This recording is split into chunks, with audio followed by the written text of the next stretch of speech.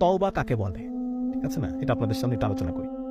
তওবাটা হচ্ছে একটা গল্প বলি আমাদেরকে, যে একজন মা, গ্রামের দিকে আপনারা জানেন যে অনেক সময় শীতের শেষে, যখন শীত শেষ হয়ে গেল, এরপরে যত চাদর কাঁথা, হ্যাঁ, এগুলো সব গরম পানিতে জাল দিয়ে শুকিয়ে ভাঁজ করে তুলে রাখা হয় পরের বছর শীতের জন্য, ঠিক আছে। তো এরকম একটা সিনারিও চিন্তা করেন যে একজন মা রান্নাঘরে পানি জাল করছেন কাপড় মানে কাঁথাগুলো ধোয়ার জন্য বা সিদ্ধ করার জন্য। তো এমন সময় সেই মায়ের হয়তো টয়লেটের প্রয়োজন হয়েছে বা অন্য কোনো কিছুর জন্য উনি কি মনে হয়েছে উনি চলে গেছেন সে কাজটা করার জন্য। ওখানে পানি কিন্তু টকবক করে ফুটছে।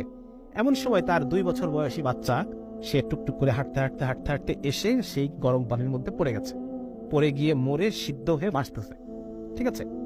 এখন ওই মা রান্নাঘরে প্রথম পা দিয়ে চুলার দিকে, মানে ওই পাতিলের গরম পানির যে পাতিল, সেই ডেকচি, সেদিকে তাকিয়ে এই মায়ের প্রথম ফিলিংসটা কি হবে?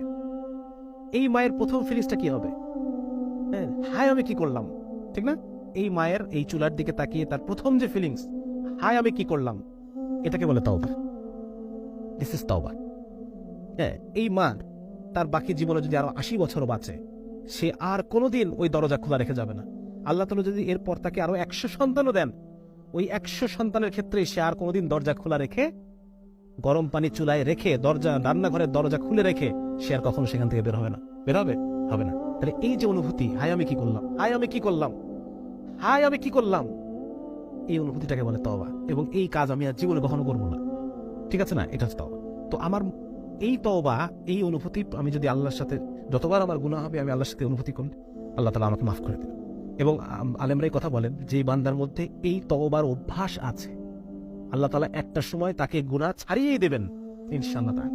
আল্লাহ তাআলা আমাকে ছাড়ার পরিবেশ তৈরি করে দেবেন, ছাড়ার পরিবেশ তৈরি করে দেবেন, আমার জন্য গুনাহ করাকে কঠিন করে দেবেন। আমরা দোয়া করবো আল্লাহর কাছে, আল্লাহ আপনি আমার জন্য নেক আমল করাকে সহজ করে দেন, গুনাহ করাকে আমার জন্য কঠিন করে দেন, যেন আমি গুনাহ করতে না পারি।